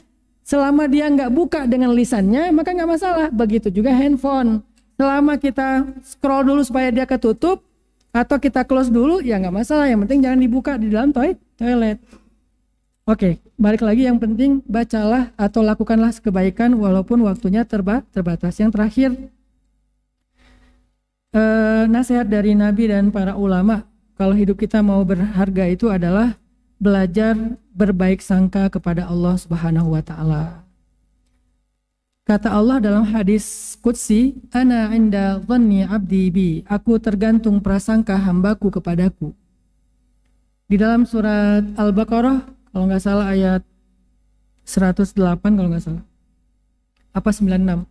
Wa asa an takrahu syai'an wa huwa khairul lakum wa asa an tuhibbu syai'an wa huwa syarrul lakum wallahu ya'lamu wa antum la ta'lamun. Bisa jadi kalian membenci sesuatu padahal itu baik untuk kalian. Bisa jadi kalian menyukai sesuatu padahal itu buruk untuk kalian. Allah tahu dan kalian nggak tahu. Di sini kita diajarkan untuk berbaik sangka kepada Allah. Terutama ketika kita dapat musibah. Terutama ketika kita berdoa. Berbaik sangka kepada Allah. Apa berbaik sangka kepada Allah ketika kita berdoa? Allah pasti mengabulkan doa kita. Pasti. Kok saya bilang pasti sih, bukan insya Allah? Karena Allah sendiri yang berjanji. Insya Allah itu kan sesuatu yang kita belum tahu akan terjadi atau enggak ya. Kalau Allah berkehendak terjadi. Kalau ini Allah emang berkehendak. Sehingga saya katakan itu pasti. Pasti Allah mengabulkan doa-doa yang baik. Udah pasti. Ud'uni astajib lakum. Berdoalah kepadaku, aku pasti akan mengabulkan doa kalian. Itu janji Allah. Tapi saya sering Ustaz berdoa belum dikabulkan. Nah ini nih. Berbaik sangka kepada Allah. Pasti dikabulkan. Dan Allah mengabulkan minimal dengan 2 cara. Tapi kita hanya berharap dengan 1 cara. Ini egonya kita nih. Cara pertama, Allah mengabulkan doa persis seperti yang kita minta. Ya Allah, nikahkan saya dengan Sukainah bintu Husain. Ini ceritanya tabi'in. Berdoa depan Ka'bah, ya Allah nikahkan aku dengan Sukainah bintu Husain. Siapa itu Sukainah bintu Husain? Sukainah bintu Husain selebgram di masa itu. Arti selebgram terkenal. Dari Irak, semua cowok-cowok berharap nikah sama dia. Ini juga menjadi dalil boleh berdoa dengan menyebutkan nama orang yang kita ingin mendapatkan halal. Boleh namanya, boleh akunnya. Ini fatwa macam apa? Ntar saya kasih penjelasan ilmiahnya. Akun sosial media, kan saya dakwahnya tuh sangat kontemporer ya, sesuai dengan kondisi anak muda. Akun sosial media itu adalah nama panggilan kita. Kita ingin dipanggil dengan nama itu kan, di antara orang-orang yang ada di sosial media kan. Dalam bahasa Arab itu namanya kunyah. Dulu sahabat pakai akun, namanya kunyah. Sekarang akun. Ini bukan cocokologi ya, cuman mirip aja. Dulu namanya kunyah, sekarang kunyah. Akun ya. Apa sih? Ini akun ya. Kunyahnya sahabat kan macam-macam kan. Ada Abul Hasan, ada Al Faruq, ada Abu Bakar, ada banyak nama-nama akunnya, nama kunyahnya mereka. Sekarang kunyahnya kita, nama kunyah saya adalah Hanan Ataki. Emang nama asli Ustadz siapa? Secret Identity. Yang tahu cuman yang pernah umroh bareng saya karena ngeliat di paspor. Oh ini nama aslinya. Nama kunyahnya Hanan _Ataki. Itu namanya kunyah. Sekarang jadi account. Berarti kalau memakai nama kunyah di zaman dulu boleh dalam doa, maka boleh juga pakai nama akun. Dan itu bukan sesuatu yang tercela. Jangan meremehkan hal yang seperti ini. Ya Allah, saya nggak tahu namanya, tapi saya tahu nih akunnya nih. Akunnya FC SD235 _ bintang-bintang. Oh ya, silakan aja. Lalu ketika dia berdoa, ya Allah nikahkan saya dengan Sukainah _ Husain, underscore itu binti, maka setahun kemudian dia menikah dengan Sukainah bintu Husain. Ini orang yang doanya dikabulkan persis seperti yang dia minta. Kita berharap kayak gitu kan? Ya Allah, itu tuh orangnya, ya Allah lewat, ya Allah hati saya berdebar-debar, ya Allah please pengen nikahnya sama dia, itu tipe saya banget ya Allah 100%. Boleh minta kayak gitu? Boleh banget. Tapi percayalah, kalau nggak persis ya lebih baik. Sekarang kita mau yang mana? Kira-kira. Kalau berdoa tuh pengen yang mana? Yakin? Kalau benar-benar yakin, mulai sekarang jangan komplain kalau doa kita nggak diijabah persis seperti yang kita minta. Ya Allah pengen ini, ya Allah pengen masuk ke kampus fulan, ya Allah pengen SMA-nya di situ, ya Allah pengennya begini, ya Allah pengennya begitu. Ternyata meleset, senyum ke langit. Ya Allah ada yang lebih baik ya. Gitu husnuzon, maka kita nggak akan pernah berputus asa dalam berharap. Yang kedua, berbaik sangka dalam musibah. Sama dengan doa. Allah kalau ngasih kita musibah, itu artinya mau diganti dengan yang lebih baik. Diambil sesuatu, mau diganti dengan yang lebih baik dari itu. Syaratnya apa? Doa juga. Allahumma ajurni fi musibati wa khlufli khairan minha. Ya Allah beri saya pahala dalam musibah saya, beri saya ganti yang lebih baik dari itu. Karena saya pernah ngalamin itu beberapa kali, sering lah. Saya kalau dapat musibah, memang sedih sih. Tapi setelah sedih saya langsung recovery cepat gara-gara saya yakin musibah itu cara Allah mengganti nikmat. Quote of the day, musibah itu cara Allah mengganti nikmat yang lebih baik.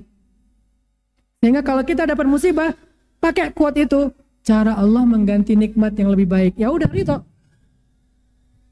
Saya pernah musibahnya motor saya hilang. Saya beli motor sekitar 18 juta, baru 2 bulan hilang.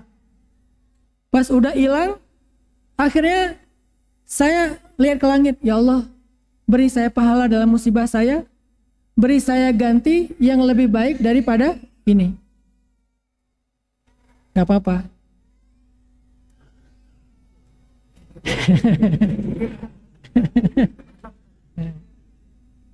Insya Allah. Yang penting adalah, yang penting adalah kalau kita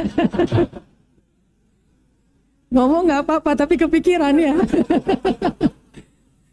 Kepikiran karena sayang, kasihan. Intinya adalah kalau kita dapat musibah itu Allah mau menggantinya dengan yang lebih baik kalau kita berhusnuzon kepada Allah. Saya hilang motor yang harga 18 juta, lalu saya minta doa itu, seminggu kemudian tiba-tiba ada teman saya dari Surabaya datang ke Bandung, Ustadz, saya ada nazar. Apa nazarnya mas? Saya pengen kalau dapat rezeki dalam sebuah proyek, pengen ngasih Ustadz hadiah motor. Oh gitu? Kok nazarnya libat-libatin saya? Nah, padahal senang gitu ya. Ustadz butuh motor apa? Nggak usah deh, terserah aja. Namanya nazar kan wajib dong, harus ditunaikan, hutang soalnya. Terserah aja, padahal saya punya tuh. Tapi biarin dia yang milih. Ya udah Ustadz, yuk kita ikut saya ke dealer. Nggak usah, mas aja yang ke dealer. Begitu dia ke dealer, saya wudhu, saya bentangkan sajadah, saya sholat. Dia ke dealer, saya ke langit. Ya Allah, kalau bisa CC-nya lebih gede. Mereknya ini, saya nggak nyebutin karena nggak di-endorse ya. Harganya 30 juta, warnanya hitam. Spesifik. Dia datang, bawa motor, saya juga kaget persis seperti doa saya. Wah dahsyat, ternyata doa ini bisa dipakai lagi nih. Dapat. Sebulan kemudian datang lagi dari Karawang. Teman saya, pengusaha juga datang. Ustaz, udah lama banget pengen ngasih Ustaz motor. Padahal saya waktu hilang motor itu nggak woro-woro kemana-mana. Diam-diam aja. Kalau saya woro-woro kan berarti saya kayak caper ya. Ini enggak. Dia datang, saya pengen banget ngasih Ustaz motor. Oh gitu? Iya. Padahal alhamdulillah ya. Ustaz butuh motor apa? Enggak, terserah aja. Ya udah ikut saya ke dealer. Nggak usah. Mas aja ke dealer. Dia ke dealer, saya sholat. Ya Allah, pengen yang cc-nya lebih gede biar pakai touring. Waktu itu saya pengen touring sama Edi Brokoli, mau dakwah ke daerah pantai selatan Jawa Barat bareng anak-anak muda. Ya Allah, pengen pakai motor yang itu buat touring bareng teman-teman untuk dakwah anak muda. Kalau bisa yang cc-nya sekian, warna hitam juga, mereknya ini. Datang-datang bawa persis seperti yang saya doain, sampai saya takut mau doa lagi tuh. Masa dikasih lagi motor, moge kan ya? Saya nggak biasa bawa moge, udah cukup segini aja ya Allah. Alhamdulillah. Itu artinya kalau kita berhusnuzon kepada Allah, Allah tunjukkan persis seperti yang kita persangkakan. Aku tergantung prasangka hambaku kepadaku. Mudah-mudahan 3 kunci ini, 3 nasihat ini bisa menjadi modal hidup kita. Yang pertama adalah jangan berputus asa dalam memperbaiki diri, bertobat kepada Allah. Yang kedua, jangan remehkan kebaikan walaupun cuma zikir 1-2 kali, walaupun baca ayat 1-2 ayat. Dan yang ketiga, berbaik sangkalah kepada Allah dalam doa dan dalam musibah. Barakallahu fikum. Wassalamualaikum warahmatullahi wabarakatuh. Waalaikumsalam warahmatullahi wabarakatuh. Barakallahu fiik. Jazakallahu khair. Terima kasih Gurunda Ustaz Ataki karena hari ini spesial dari Malang Ustaz. Ada beberapa pertanyaan yang tadi sebenarnya mungkin jawabannya sudah terjawab juga, cuman saya akan membacakan saja. Mudah-mudahan ini dengan dibacakan juga sudah cukup senang. Ini mohon maaf buat yang sudah memberikan pertanyaannya tidak bisa semuanya terjawabkan ya. Ini saya sudah memilih Ustaz. Ada 3 bagian besar. Yang pertama bab keajaiban, yang kedua bab jodoh, yang ketiga adalah bab ketetapan hati. Ustadz mau yang mana? Jodoh. Jodoh ya ini oke. Kok seneng yang belakang? Tapi sebenarnya udah ada yang Ustadz jawab juga, cuman nggak apa ya, saya bacakan saja. Bismillah ya. Assalamualaikum Ustadz. Kapan saat terbaik dalam menjemput jodoh Ustadz? Ketika kita fokus dalam mempersiapkan diri, sementara diri akan terus merasa kurang dan selalu masih ada kesempatan untuk memperbaiki lagi, dan indikator apa yang disyariatkan dalam agama ya. Ini masih berhubungan juga dengan pertanyaan yang kedua seputar jodoh. Ini bagaimana cara istiqomah untuk tidak pacaran dan percaya bahwa tanpa pacaran pun akan bertemu jodoh. Masih ada juga Ustadz ya. Ini afwan Ustadz. Saya seorang perempuan mempunyai rasa sama seorang ikhwan soleh. Apa yang harus saya lakukan? Apakah harus seperti Khadijah atau seperti Fatimah yang selalu diam dalam doa? Terima kasih Ustadz. Wah, luar biasa. Ini kayaknya 3-3-nya dari belakang ya. Dari belakang ya. Yang paling atraktif Ustaz, ya, silakan. Yang di depan ini sebetulnya dia nggak banyak ngomong, action. Action, langsung ke rumahnya Ustaz ya, insya Allah. Oke, yang pertama kapan? Yang kedua, yang ketiga bagaimana? Yang kedua apa tadi teh?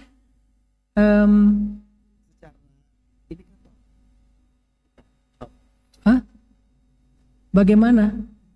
Ya, yang kedua bagaimana? Yang ketiga? Harus seperti lupa berjamaah ini teh. Maaf salah. Oke, yang pertama kapan ya? Kapan waktu yang tepat untuk menikah? Oh ya. Waktu yang tepat untuk menikah ketika kita merasa sangat membutuhkan. Kalau itu mah sejak lulus SD juga udah butuh Ustaz. Itu yang pertama, ketika kita ngerasa sudah sangat membutuhkan. Yang kedua, waktu menikah yang paling tepat itu ketika kita merasa udah siap. Pertama udah butuh, yang kedua udah siap. Beda kesiapan antara ikhwan dengan akhwat, laki-laki dengan perempuan, cowok sama cewek. Kesiapan cowok itu adalah kesiapan menjadi pemimpin. Generalnya kayak gitu. Apa kesiapan menjadi pemimpin? Menjadi teladan. Kesiapan menjadi pemimpin, menafkahi. Kesiapan menjadi pemimpin, membimbing. Itu kesiapan menjadi pemimpin, karena rijalun qawwamun 'alan nisa. Sedangkan perempuan, kesiapannya adalah ketika dia siap menjadi makmum. Karena ada makmum, imamnya ruku, dia nggak mau, masih pengen berdiri. Ini belum siap nih, bawel. Akhirnya imam ikut makmum, istri ikut, suami ikut istri. Yang jangan ruku dulu dong, berdiri. Oh ya mak, gimana dong mak? Ya udah deh.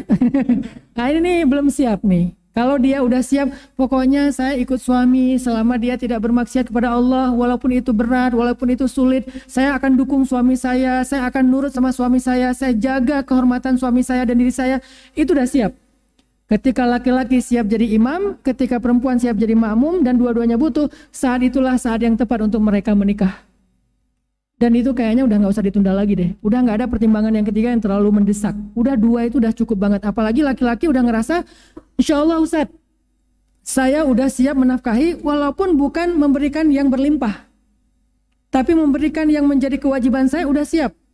Udah mulai ada usaha merintis, udah mulai ada karir dengan sebuah pekerjaan, udah mulai ada tabungan dan seterusnya. Udah.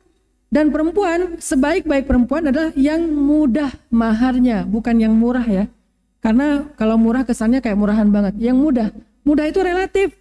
Kalau laki-lakinya dengan kategori tertentu, yang mudah bagi dia itu 1 villa, 1 mobil Alphard misalnya.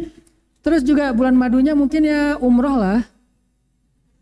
Oh itu mah mudah buat dia. Tapi ada juga yang mudahnya ya satu hotel, satu kapal pesiar, itu mudah buat dia. Ada juga yang mudah buat dia, nggak apa-apa deh kita ngontrak, yang penting kita bareng terus. Ya nggak masalah kan? Yang penting mereka ridho. Nah artinya kalau kita udah ngerasa siap dan ngerasa sangat butuh, maka menikahlah. Gimana kalau orang tua begini? Ya challenge itu yang kita coba selesaikan dengan memahamkan orang tua, ajak ustadz ngomong sama orang tua. Biasanya ustadz lebih banyak dalil, mudah-mudahan berubah orang tuanya. Pak, Allah berfirman, aduh ngeri kalau udah bawa-bawa Allah nih. Kata Nabi nih Pak nih, kalau ada laki-laki yang baik datang melamar putrimu, janganlah engkau menolaknya. Bapak mau ingkar sunnah? Enggak Ustaz. Ya udah mana cowoknya? Ya belum ada juga sih. Mana cowoknya? Saya. Bahaya banget nih Ustadz. Oke. Satu, jadi kapan? Ketika butuh dan siap. Tapi kalau kita salah satunya aja Ustadz, ngerasa butuh banget tapi belum siap. Maka ini tergantung, karena nggak boleh memaksa kan. Seorang mertua pun nggak boleh memaksa putrinya untuk menikah, tuh nggak boleh. Tetap harus meminta persetujuannya, walaupun tetap harus ada wali. Tapi nggak boleh memaksa dalam Islam.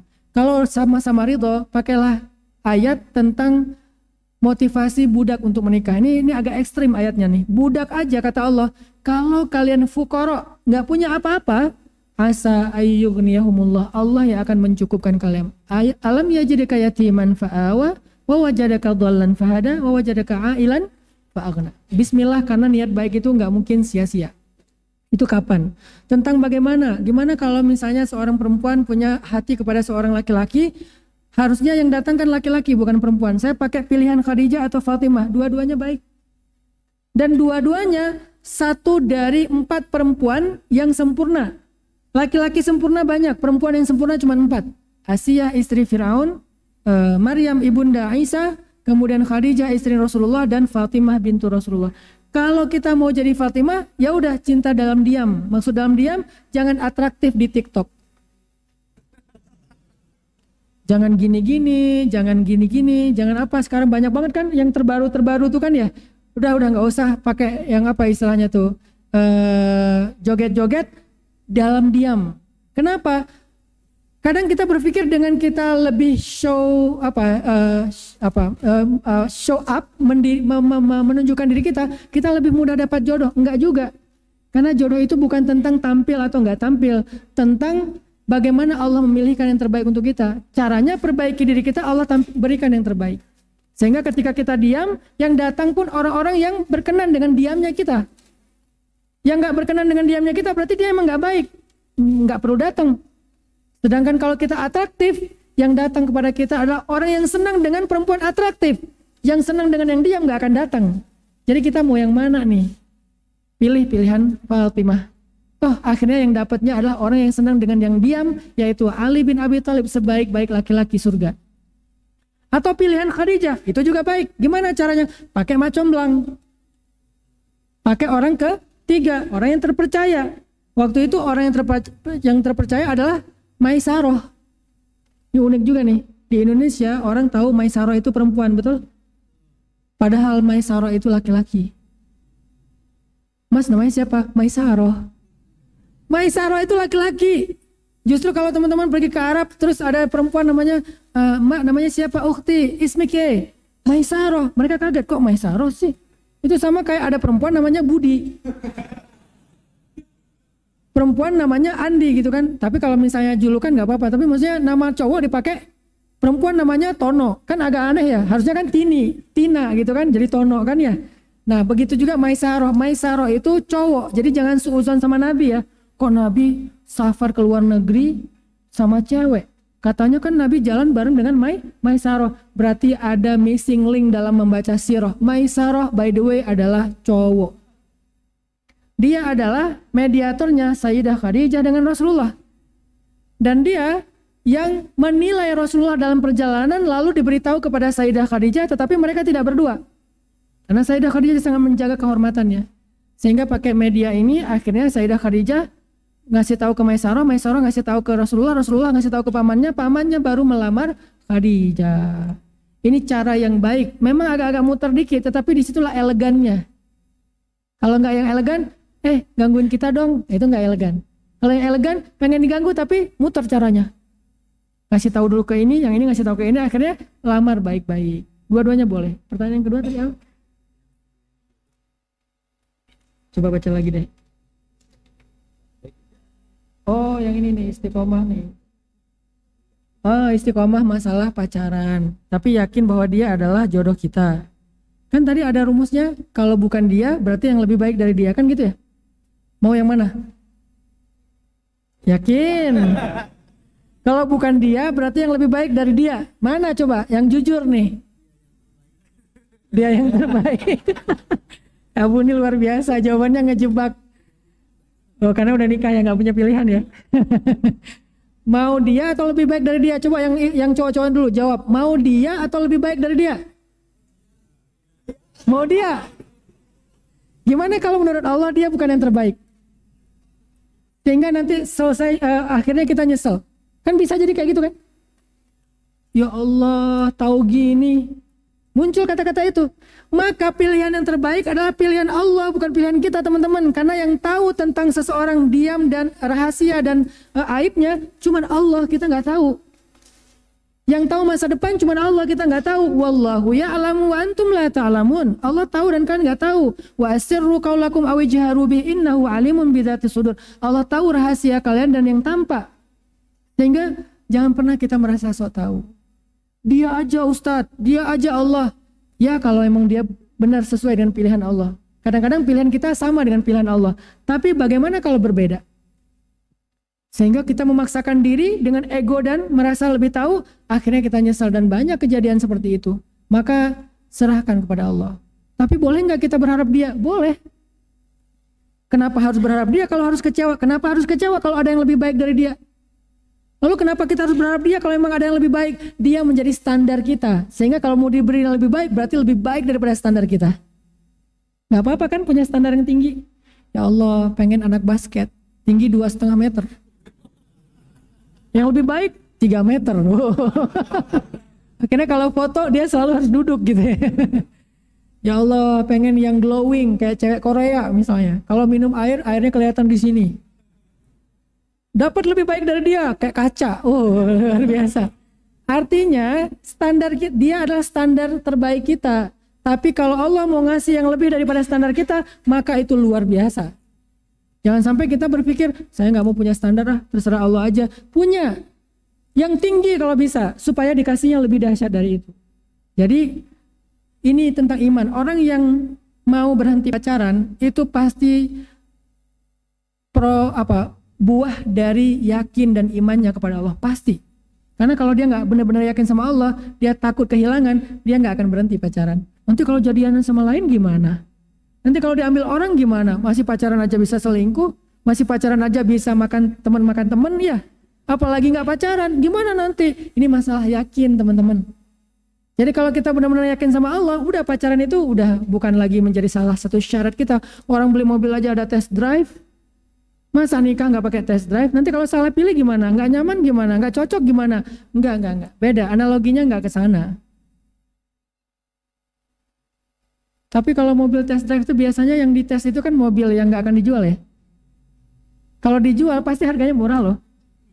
Ini mobil tahun 2021 karena sering dipakai test drive kan ya. Kilometernya udah berapa? Udah 5.000. Pasti harganya turun. Beda sama mobil yang kilometernya masih 0, masih plastikan. Kita mau yang test drive atau mau yang baru? Kan kayak gitu analoginya. Walaupun artinya ini nggak analogi terlalu jorok. Yang maksudnya kenapa pakai analogi itu? Nggak cocok.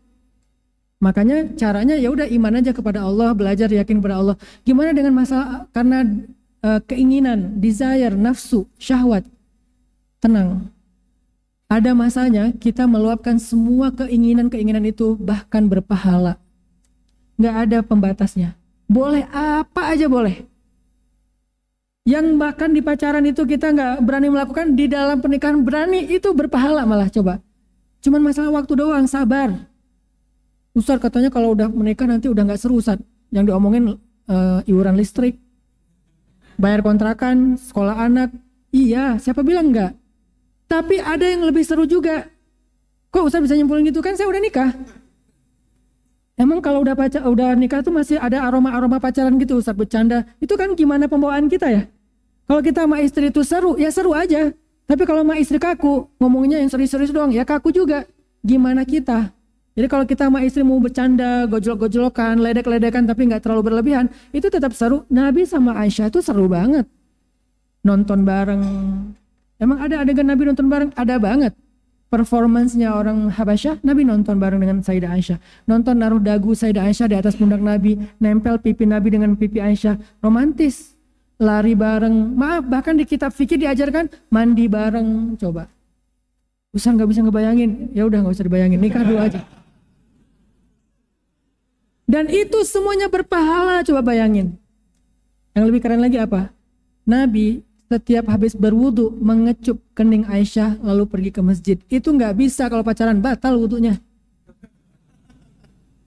Wudu yang kecup dulu batal, udah batal dosa lagi tuh. Kalau habis nikah menurut mazhab Maliki maka itu kecuali beberapa, walaupun nggak semua Syafi'iyah ya, sebagian Syafi'iyah kan kalau suami istri bersentuhan batal. Tapi yang berpendapat jumhur ulama, ini kita hargai semua pendapat. Ini hanya memberi contoh bahwa Nabi pernah habis wudu, sering habis wudu mengecup Aisyah ke masjid. Wudu mengecup Aisyah ke masjid. Dan itu saya praktekin. Kamu ngapain sih habis wudu ngecup aku?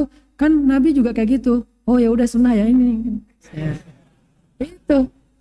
Artinya teman-teman gak usah khawatir. Ada waktunya nanti akan pacaran dan pacarannya bahkan berpahala insya Allah. Masya Allah, tabarakallah. Semoga sudah semakin jelas ya. Yang belakang sudah tampak senyum-senyum lebar, sudah dapat pencerahan. Alhamdulillah. Selanjutnya saya akan, karena waktu Ustadz ya, kita harus sudah selesai sebelum nanti azan maghrib. Ini saya akan satukan saja pertanyaan terakhir mengenai menjemput keajaiban Ustadz dan juga ketetapan hati. Yang pertama adalah ini menjemput keajaiban. Boleh jadi sesuatu yang nggak mungkin Ustadz ya, itu bagaimana sakit akan sulit sembuh. Apakah kita harus terus berpositif thinking dengan keajaiban yang akan terjadi atau harus seperti apa? Dan yang terakhir adalah ini bagaimana untuk memantapkan hati. Terkadang kita terlalu insecure, was-was, khawatir dengan segala sesuatu yang sebenarnya belum terjadi. Barakallahu fikum. Baik, keajaiban yang tadi yang contoh tentang sakit saya perlu segera jawab ya, biar kita tidak sampai muncul was-wasah dari syaitan. Ketika ada yang sakit atau mungkin kita sakit yang secara medis kayaknya nggak bisa sembuh, walaupun nggak ada yang mustahil ya, tapi secara medis kayaknya agak sulit, jarang ada yang bisa survive dari sakit itu. Lalu apakah kita masih boleh berdoa sembuh atau mengharapkan sembuh dan seterusnya? Boleh teman-teman. Dan doa itu kita baca dengan keyakinan Allah pasti mengabulkan. Tapi kata dokter ini kayak 1 dari 1000 yang bisa sembuh. Tapi kan doa itu dikabulkan dengan cara yang beberapa cara. Tadi kan saya bahas 2, sebetulnya ada 4 cara. Yang 2 lagi nggak dibahas karena mungkin terlalu rumit buat kita. Nah karena ada contoh yang kayak gini, saya tambah cara yang ketiga. Apa cara yang ketiga Allah mengabulkan doa kita? Allah akan mengganti doa itu, kebaikan yang kita minta, dengan dihindarkan dari keburukan yang lebih besar dari itu. Contoh kita minta sembuh. Maka Allah nggak memberikan kesembuhan, tidak juga memberikan kesehatan yang 2 kali lipat daripada saat kita sembuh. Tapi Allah hindarkan kita dari keburukan yang lebih parah daripada sakit itu. Apa keburukannya? Putus asa dan wafat dalam keadaan su'ul khotimah. Ya Allah, saya pengen mati aja, saya udah nggak kuat lagi, mending saya suntik mati aja dan seterusnya. Putus asa. Ada yang bahkan depresi, ada yang bahkan loncat dari gedung, ada yang bunuh diri kan gitu kan? Ini su'ul khotimahnya, Allah hindarkan. Sehingga dengan doa istrinya, dengan doa keluarganya, Allah tolong orang yang sakit ini. Caranya ditolong gimana? Dikuatkan hatinya sehingga dia ridho. Dia ridho. Dia sakitnya orang ngelihatnya kasihan, tapi dia ridho. Arti ridho itu lapang dada, dia menerima sakitnya. Ketika dia ngerasain ada kambuh sakitnya, muncul rasa sakitnya, dia astagfirullah, astagfirullah, astagfirullah. Akhir hayatnya, la ilaha illallah, dalam keadaan berharap pada Allah, itu orang dijamin masuk surga. Bukankah itu yang terbaik?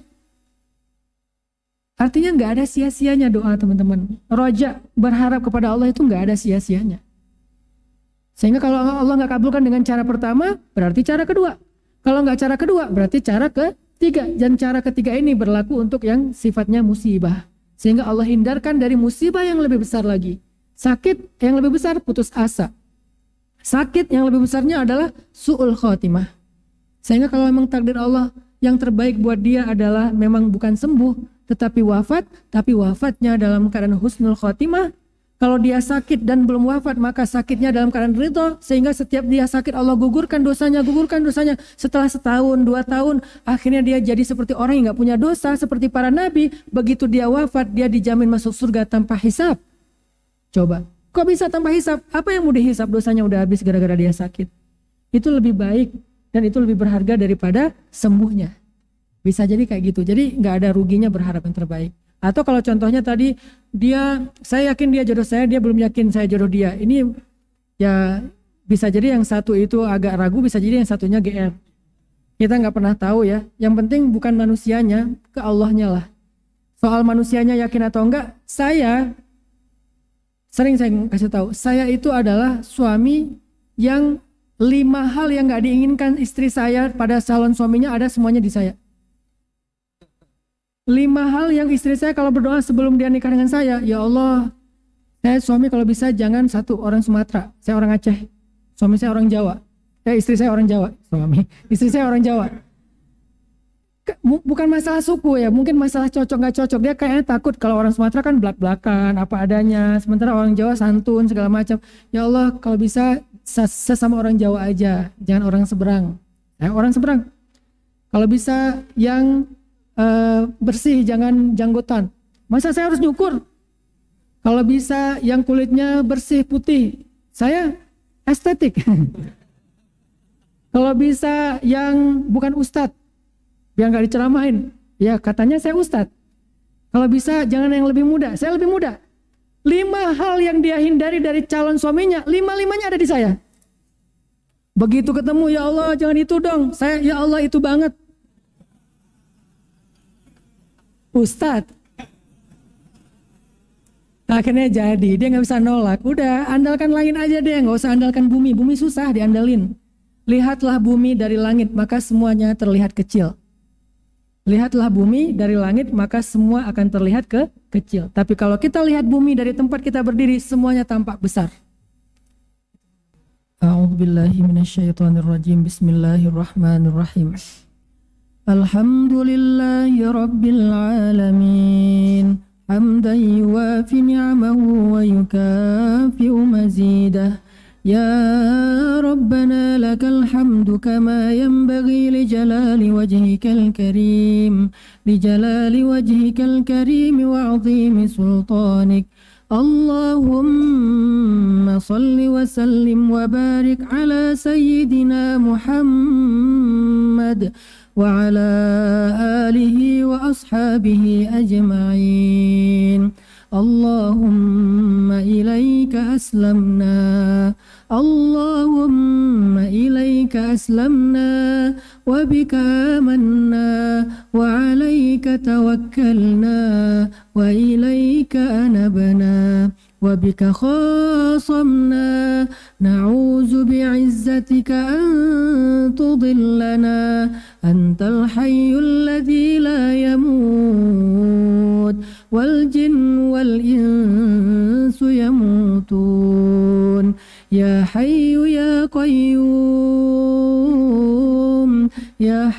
يا قيوم برحمتك نستغيث أصلح لنا شأننا كله ولا تكلنا إلى أنفسنا طرفة عين اللهم أنت ربنا لا إله إلا أنت خلقتنا ونحن عبادك ونحن على عهدك ووعدك ما استطعنا نعوذ بك من شر ما صنعنا نبوء لك بنعمتك علينا ونبوء بذنوبنا فاغفر لنا فإنه لا يغفر الذنوب إلا أنت